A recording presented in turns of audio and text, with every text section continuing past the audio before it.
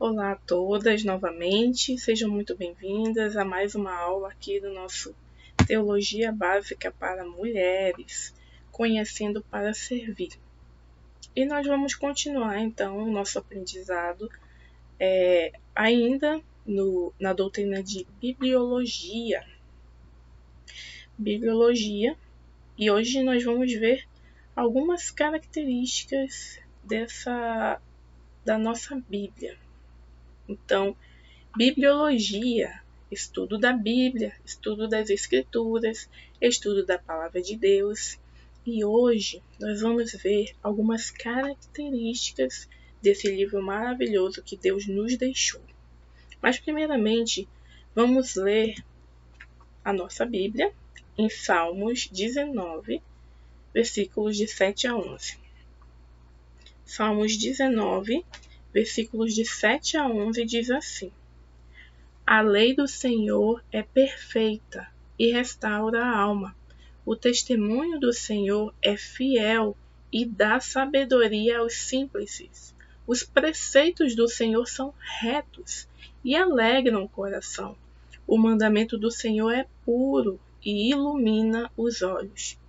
O temor do Senhor é límpido e permanece para sempre. Os juízos do Senhor são verdadeiros e todos igualmente justos. São mais desejáveis do que o ouro, mais do que muito ouro depurado, e são mais doces do que o mel e o destilado dos favos. Além disso, por ele se admoesta o teu servo, em os guardar a grande recompensa. Vamos orar. Pai querido, eu quero te agradecer, Senhor, por mais esse dia, por mais esse momento de compartilhar a tua palavra. Obrigado, Senhor, pela tua lei que é perfeita, que tão bem faz a nossa alma, Pai, que nós possamos a cada dia buscar mais e mais do conhecimento dela, para que nós possamos ser completos em Ti. Muito obrigada por tudo o que te peço e agradeço, em nome de Jesus Cristo. Amém. Muito bem, irmãos. Esse salmo é muito bonito e ele poderia embasar quase toda a nossa doutrina de bibliologia. Ele fala da revelação especial, da revelação geral e nós vamos já saber o que é isso. Também fala da importância que a Bíblia tem para nós. Fala que ela é útil para dar sabedoria a todos nós. E inclusive para saber aonde nós estamos pecando. Nós precisamos da palavra de Deus, porque nós somos cristãs. Nós fomos transformadas, nós fomos salvas por Jesus Cristo. E essa nova vida requer que nós estejamos em constante mudança, constante crescimento. E esse crescimento vem com o serviço cristão. Esse serviço precisa ser com alegria, como diz nosso tema, né? Então vamos juntas aprender cada vez mais da palavra para que juntas possamos servir ao nosso Mestre com alegria. Vamos então para as nossas perguntinhas iniciais. Como nós vamos saber que a Bíblia realmente é a palavra de Deus? Para que a Bíblia é necessária? Será que só os estudiosos da Bíblia, os seminaristas, os pastores, eles podem entender a Bíblia corretamente? Será que a Bíblia é suficiente para conhecermos o que Deus quer que nós pensemos, que nós façamos? Esses são alguns questionamentos que estaremos respondendo hoje no nosso estudo. E eles serão respondidos através do estudo de 4 princípios bíblicos sobre as Escrituras, sobre a palavra de Deus. Características. Essas características são autoridade, clareza, necessidade, suficiência. Autoridade. Ou seja, a Bíblia é a autoridade final para a minha vida. A Bíblia é clara, de forma que qualquer cristão pode compreendê-la. A Bíblia é necessária para que nós possamos ser salvas e saibamos como viver. Mas também a Bíblia é suficiente. Não precisamos de nenhum outro livro ou revelação extra-bíblica para completar a Bíblia. Não precisamos. E a primeira característica, então, vai ser autoridade. E, primeiramente, queremos afirmar que todas as palavras que estão na Bíblia são palavras de Deus. Se você acredita que há alguma parte que não é palavra de Deus, então você está tirando a autoridade dela da sua vida. Porque ou você crê que tudo que está na Bíblia é palavra de Deus, como nós estudamos que foi inspirado e foi preservado durante os tempos, ou você crê num Deus que comete erros. E o Deus da Bíblia é um Deus que não comete erros. Então, ou você crê que todas as palavras na Escritura são palavras de Deus, ou você está dizendo que não. Em algumas partes, Deus cometeu erros. Em algumas partes, ele não preservou. Em algumas partes, não foi inspirado. Então, o Deus que você crê comete erros. E isso não é verdadeiro. Agora temos a comprovação disso no Antigo Testamento, quando nós vamos ver expressões como assim diz o Senhor, por intermédio do profeta, Deus fala. Vemos que as palavras escritas no Antigo Testamento vieram da parte de Deus.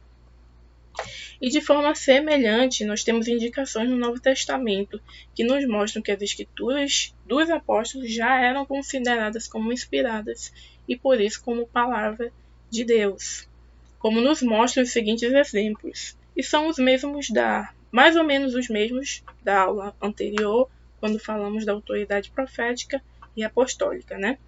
Temos Pedro falando dos escritos de Paulo como sendo escrituras, temos Paulo citando Lucas como sendo escritura também, tem Paulo dizendo que o que ele estava escrevendo era mandamento do Senhor, e que o próprio Jesus tinha considerado pela misericórdia de Deus ele como digno de confiança. Então, nós vemos que tanto o Antigo quanto o Novo Testamento, eles testificam que as Escrituras são a palavra de Deus e por isso são autoridade para as nossas vidas. Agora temos outra forma de confirmarmos em nosso coração que as Escrituras são autoridade em nossas vidas. E essa forma é através da leitura da palavra de Deus. À medida que lemos, nos convencemos de que a Bíblia não só é a palavra de Deus, mas também tem autoridade para as nossas vidas. E por que nós sentimos isso? Porque o Espírito Santo nos convence. Temos o Espírito Santo de Deus. Então ele nos mostra que essa é a palavra que nós devemos seguir. Uma observação que nós temos em 1 Coríntios 2,14 diz: ora, o homem natural não aceita as coisas do Espírito de Deus, porque eles são loucura. Não pode entendê-las, porque elas se discernem espiritualmente. Então, o homem natural, ele não vai aceitar como sendo autoridade para a sua vida a palavra de Deus, porque ele não nasceu de novo. Então, ele não tem como entender. Vai ser uma loucura. Por exemplo, às vezes um colega seu, um amigo seu, observa você e acha que você faz coisas que não fazem muito sentido. Por que você devolve o troco quando te dão um troco a mais? Por que você não faz um gato na sua casa para você poder utilizar o seu ar-condicionado sem pagar tanto? Por que você faz isso? Porque você ajuda outras pessoas, às vezes outras pessoas que nem são gratas a você, que nem te ajudam de volta quando você precisa da ajuda. Por que isso? Deixa de ser besta. Por que você faz isso? Então, as pessoas que não são espirituais, elas não entendem. Elas vão pensar que você é louco. Por que você não faz? Está todo mundo fazendo. Elas não entendem. Porque elas não têm o Espírito Santo para convencê-las. Então, o homem natural, ele não vai aceitar a palavra de Deus como sendo autoridade na vida dele. Em João 10:27, temos assim: as minhas ovelhas ouvem a minha voz e eu as conheço e elas me seguem. Então, o homem espiritual, esse sim, ele vai reconhecer as palavras de Deus e vai segui-lo. E uma observação importante é que os salvos, eles irão sim reconhecer a voz do seu Senhor somente ao lerem a sua Bíblia. Isso não vai ser revelado de outra maneira. Isso não vai ser revelado através de um sonho, através de uma visão, não. É lendo a sua Bíblia. Então, se você quer ter certeza de que a Bíblia é a autoridade de Deus, de que a Bíblia é a palavra de Deus e autoridade para a sua vida, então leia a Bíblia. É importante também nós considerarmos que não crer e não obedecer à Bíblia é não crer e não obedecer ao próprio Deus. Jesus nos dá esse exemplo quando ele repreende seus discípulos por não crerem nas Escrituras. E ele diz: ó nécios e tardos de coração para crer em tudo que os profetas disseram. Pedro também diz que nós devemos guardar e obedecer às Escrituras que foram deixadas pelos profetas e apóstolos. Então os crentes devem guardar e obedecer às palavras de Deus, as palavras ditas por intermédio dos profetas e dos apóstolos. E Paulo também nos mostra que desobedecer às Escrituras é razão para sermos até disciplinados, como temos em 2 Coríntios 13, 2 e 3, que diz: já o disse anteriormente e torno a dizer como fiz quando estive presente pela segunda vez. Mas agora, estando ausente, o digo aos que outrora pecaram e a todos mais que, se outra vez for, não os pouparei, posto que buscais prova de que em mim Cristo fala, o qual não é fraco para convosco, antes é poderoso em vós. Então Paulo dá uma exortação bem firme aqui quanto aos que estavam pecando, aqueles que estavam desobedecendo a palavra de Deus. Então, não crer e não obedecer à Bíblia é não crer e não obedecer ao próprio Deus, porque a Bíblia é a autoridade de Deus em nossas vidas. E ela também é a autoridade de Deus para nós, porque Ele é a verdade, ela é a verdade. Então nós vemos aqui uma definição de veracidade das Escrituras. Por essa razão também, ela é a autoridade de Deus para as nossas vidas. Primeiramente porque Deus não pode mentir. Tito 1 e 2, ele vai dizer assim: o Deus que cremos não pode mentir, e se ele não mente, sua palavra também não mentirá jamais.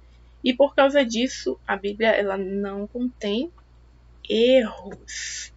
Ela é a verdade. Se ela é a verdade, ela não pode conter erros. Provérbios vai dizer que toda a palavra de Deus é pura. Ela é escudo para os que nele confiam. Então, irmãs, a palavra de Deus, se ela é pura, ela não pode ter impurezas, não pode conter erros. Se ela é escudo, ela precisa ser forte, não pode estar quebrado, não podem ter lacunas no escudo. Como vai proteger se tiver, né? O escudo precisa estar intacto. Então, dizemos que a Bíblia é inerrante.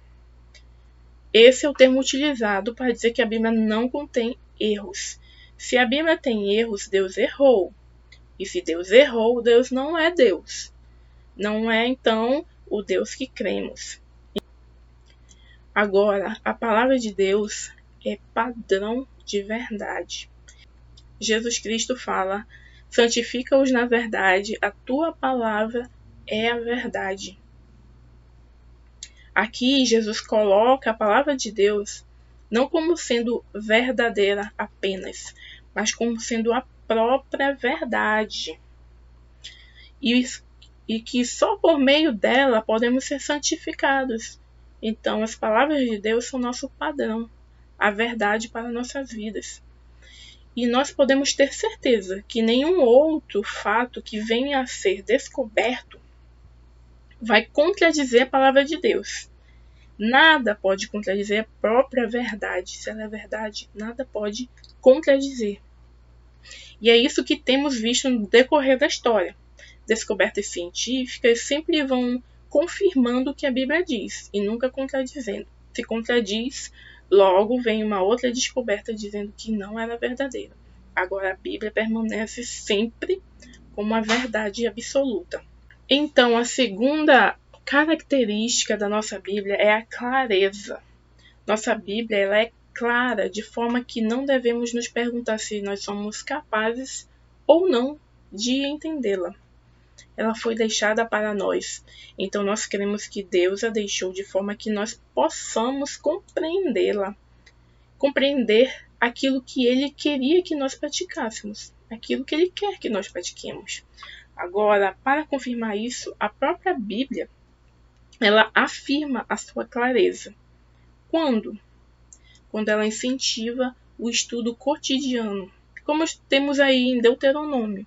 Deus está ordenando que todos do povo de Israel meditem na lei durante seu dia e ensinem, eduquem seus filhos, seja ao sentar, ao levantar, ao se deitar. Isso quer dizer que cada cidadão de Israel ele era capaz de compreender as palavras da lei, de forma que eram capazes de ensinar seus filhos. Então, não é uma coisa incompreensível ou privilégio de alguns, não. Todos os homens, por mais simples que sejam, são capazes de entender. Também a Bíblia afirma sua clareza quando ela diz que os simples podem entender. Nós já lemos isso em Salmo 19, onde diz que a palavra de Deus é capaz de dar sabedoria aos simples. Não somente aos graduados ou aos pós-graduados, mas aos simples. Quantas vezes não vemos pessoas que, na sua simplicidade, com palavras comuns, nos transmitem um evangelho de maneira tão profunda, não é verdade? Também Jesus nos mostra que é possível entendermos sim as Escrituras. Ele diz lá em Mateus que a culpa da falta de compreensão das Escrituras não era das Escrituras, era o homem. Ele estava ali exortando os homens e não as Escrituras. Eles não estavam entendendo as Escrituras, não é porque elas eram muito difíceis. Então, Jesus repreende aqueles homens por causa disso, porque estava neles a responsabilidade de entender as Escrituras. Também nós vemos nas cartas do Novo Testamento que estas cartas foram escritas às igrejas e não somente aos líderes das igrejas para que interpretassem e levassem para o povo, não. As cartas foram escritas à igreja, a todos os crentes, aos crentes comuns, para que todos pudessem ler e entender as palavras da orientação do autor. Aquele direcionamento que o autor estava passando era para todos. E também vemos que os primeiros cristãos não judeus, eles eram capazes de compreender. Mesmo que eles não tivessem tido contato com a cultura judaica, ou com a religião, ou com qualquer outra religião, mas existem cartas direcionadas a eles, nos dizendo então que é possível que qualquer pessoa possa entender as Escrituras.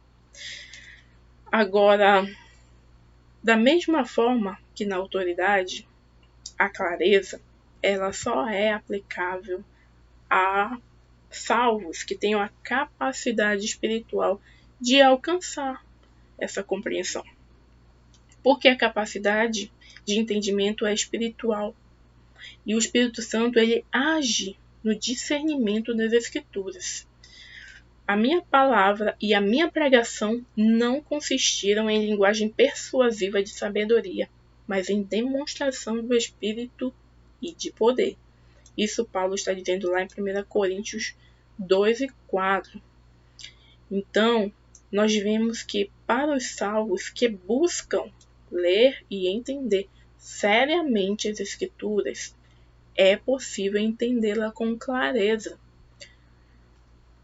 Mas então, se qualquer pessoa, qualquer crente que tem o Espírito Santo, pode ler e entender a Bíblia, para que servem então os estudiosos?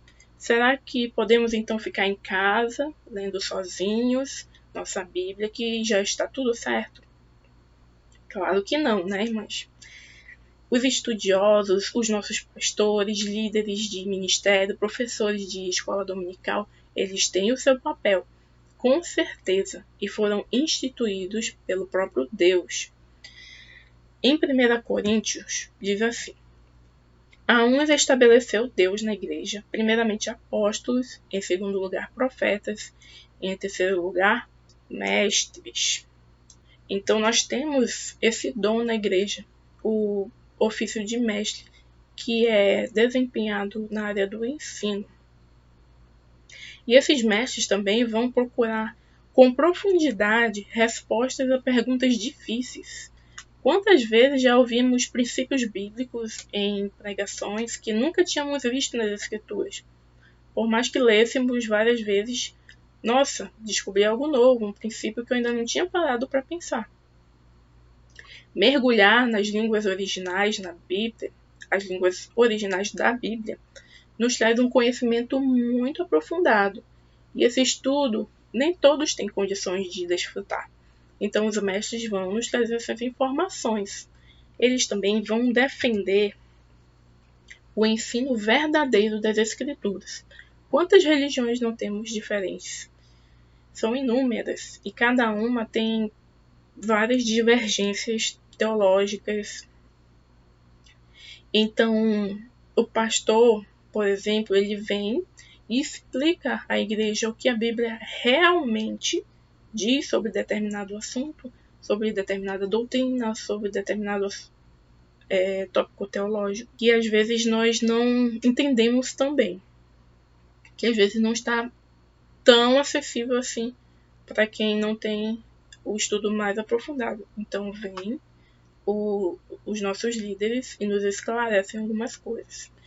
Tito diz lá no capítulo 1, versículo 9: apegado à palavra fiel, que é segundo a doutrina, de modo que tenha poder tanto para exortar pelo reto ensino, como para convencer os que o contradizem.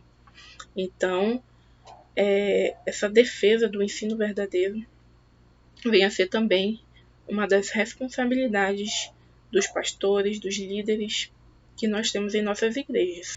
E também é responsabilidade deles aplicarem a palavra de Deus à realidade da igreja. Cada igreja tem a sua necessidade, sua realidade. E quando o pastor da igreja percebe que a igreja está com deficiência espiritual em alguma área, ele vai aplicar a palavra de Deus às necessidades específicas da congregação. Então, a Bíblia é sim clara, de forma que nós podemos entender, mas os estudiosos, os pastores, os mestres, os líderes, os professores, as pessoas que vão para o seminário, elas vão aplicar mais profundamente a palavra de Deus. Elas têm, então, esse papel importante em nossas vidas. Agora temos outra característica, que é a necessidade. Que necessidade que eu tenho da Bíblia? Para que ela é necessária, então? A Bíblia é o que chamamos de revelação especial. Teologicamente, chamamos de revelação especial.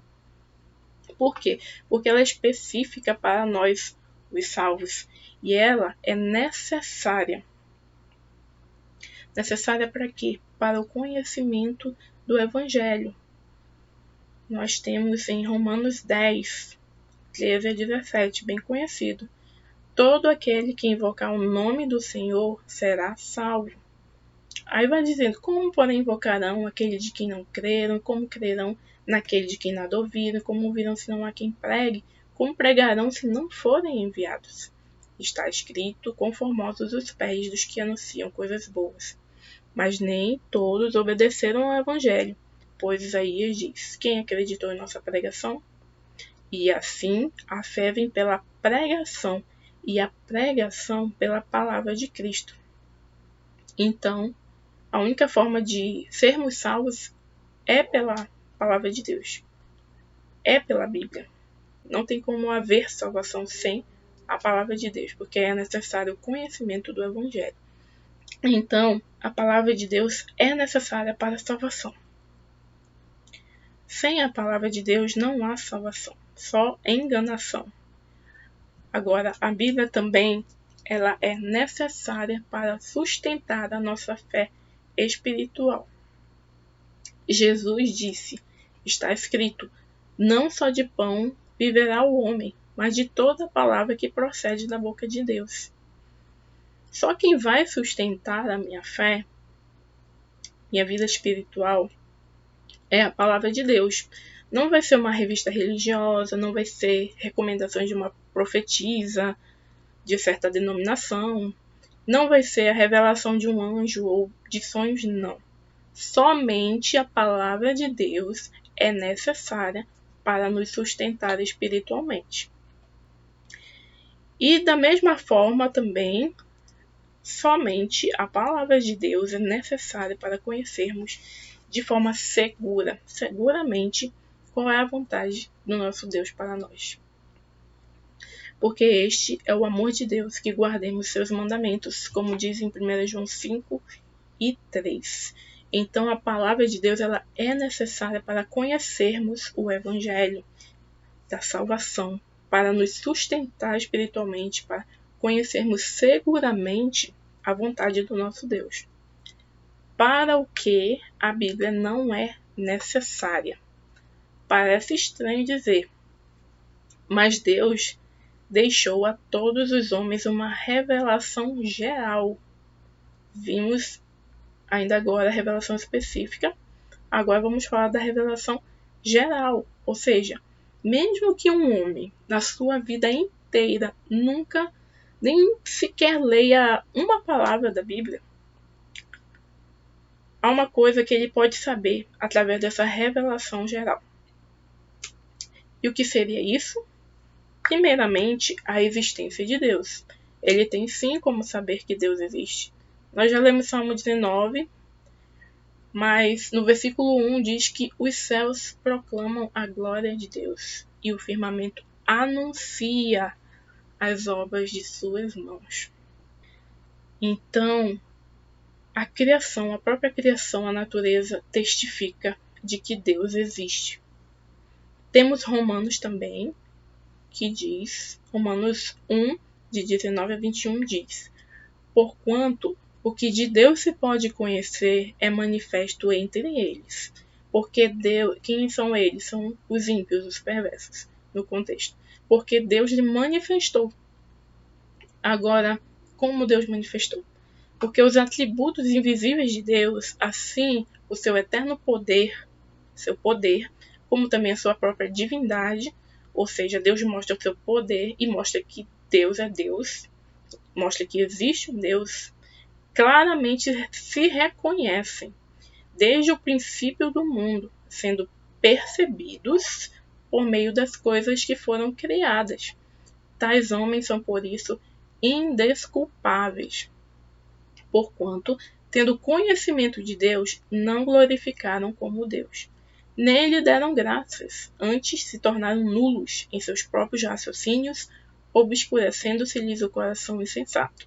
Romanos 1, de 19 a 21, está dizendo isso. Então, mesmo que um homem nunca sente num banco de uma igreja para ouvir a palavra de Deus, ou que nunca leia sequer um trecho das Escrituras, ele é indesculpável, porque Deus deixou sua revelação geral, sua criação, tudo no seu devido lugar, testificando que existe um Deus que criou todas as coisas. Agora, não somente isso, não bastasse isso, mas também é possível conhecer alguma coisa sobre o caráter e sobre as leis morais de Deus.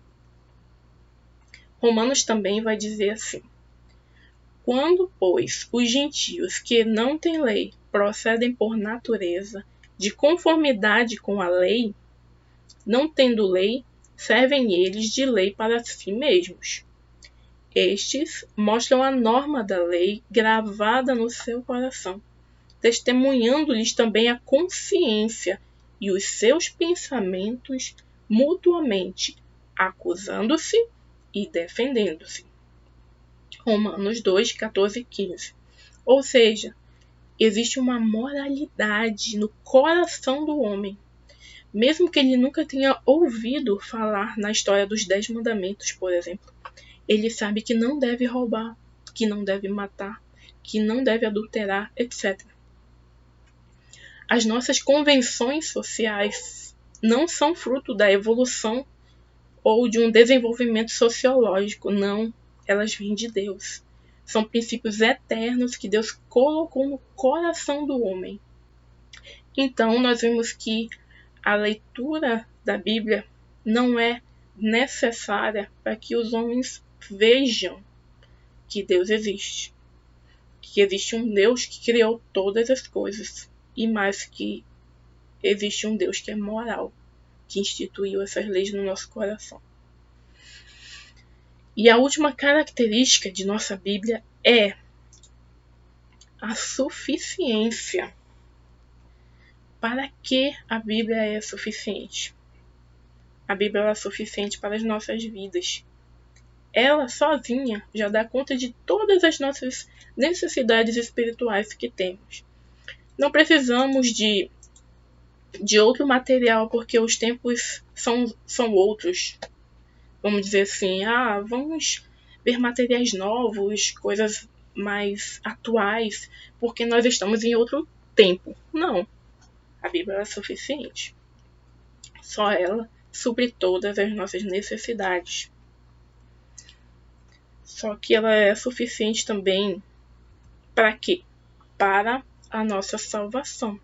Nós vimos no slide passado que, mesmo que uma pessoa nunca tenha lido a Bíblia, ela tem capacidade de ver que existe um ser superior, existe um Deus que criou todas as coisas e que esse Deus é moral.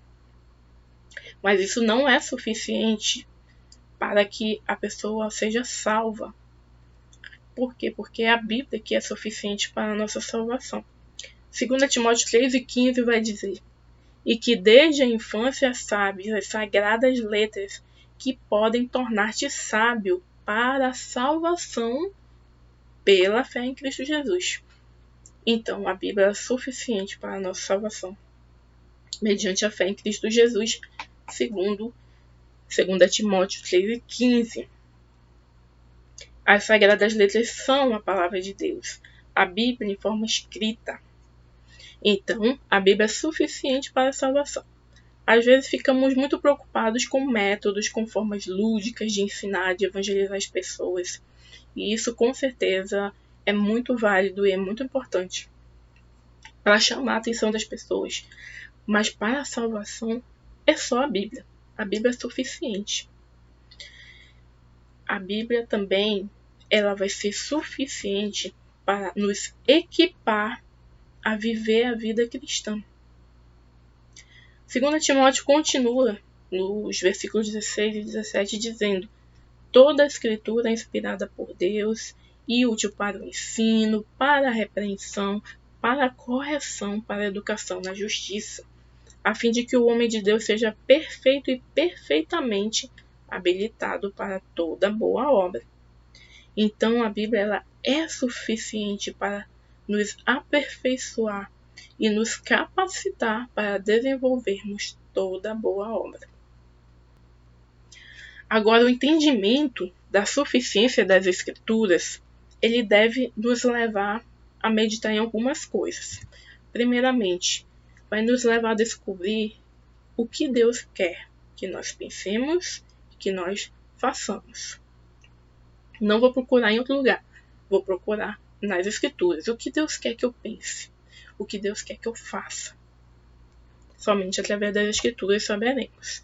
Também, isso vai nos fazer lembrar que nós não devemos acrescentar nada à Bíblia. E muito menos igualar outro escrito à Bíblia. A Bíblia, ela tem essa autoridade, nós podemos compreendê-la, nós temos a necessidade dela e só ela é suficiente para as nossas vidas. Nós também deveremos reconhecer que a obra redentora de Cristo se encontra apenas na Bíblia. Não tem outro livro que fale sobre a obra redentora de Cristo, o que ele faz em nossas vidas. Não há. Somente a Bíblia. E também nos leva a ter certeza de que não existe mais nenhuma revelação para ser acrescentada na Bíblia. Não há mais revelação para o nosso tempo. Também a suficiência deve nos levar, na vida cristã, a ver quais são os pecados que não devemos cometer. Então a Bíblia nos mostra tanto o que nós devemos pensar e fazer, quanto o que não devemos fazer. Agora também a suficiência deve nos levar a saber que Deus, ele não vai exigir nada de nós que não esteja na sua palavra. Não existe mais nada, acabou ali. E já é muita coisa, né, irmãs? Então, só leia a Bíblia, procure os princípios, procure obedecer, que Deus vai cobrar de nós apenas o que estiver escrito na sua palavra, nas Escrituras. Também nós deveremos nos contentar em ensinar apenas o que a Bíblia diz, em ensinar a outras pessoas, discipular outras pessoas apenas com a Bíblia, com a palavra de Deus, com seus princípios eternos, não querendo impor regras ou outras coisas, outras leis que não tem na palavra de Deus. Tudo que nós temos, nós vamos nos basear através da Bíblia. Por isso a importância do estudo, então, da suficiência. A suficiência das Escrituras. Então vamos pensar um pouco a palavra de Deus, a Bíblia. Essa Bíblia que agora está em nossas mãos é a única que pode ter autoridade final em nossas vidas. Essa Bíblia, ela é clara e ela é acessível a todos os salvos. Ela é necessária para que nós possamos ser salvos e conhecer a vontade do nosso Deus. E ao mesmo tempo, ela é suficiente e não precisamos de mais nenhum outro livro que molde a nossa vida, nossas atitudes, comportamento. Então, qual é a postura que eu vou tomar de agora em diante? Que postura nós iremos tomar de agora em diante? Será que nós vamos negligenciar a leitura da palavra de Deus? Será que eu vou deixar minha Bíblia ficar empoeirada no armário durante a semana e pegar só no domingo? Em vez disso, irmãs, que nós possamos pensar que somos dependentes de Deus e de sua palavra. E se antes nós já líamos, vamos ler mais. Se já estudávamos, vamos estudar mais. Vamos nos aprofundar mais no conhecimento de Deus através da sua palavra. Se queremos servir, vamos buscar nas Escrituras, como isso deve ser feito. Como Deus quer que nós sirvamos. E assim que venhamos a experimentar cada dia essa alegria em servir a esse Deus tão maravilhoso que providenciou tudo para que a sua palavra esteja hoje em nossas mãos. Amém? Obrigada por mais uma oportunidade e na próxima aula nós estaremos então trabalhando uma outra doutrina, a teologia propriamente dita, que dizemos que é a doutrina mesmo de Deus, da pessoa de Deus. Então eu aguardo as irmãs na próxima aula.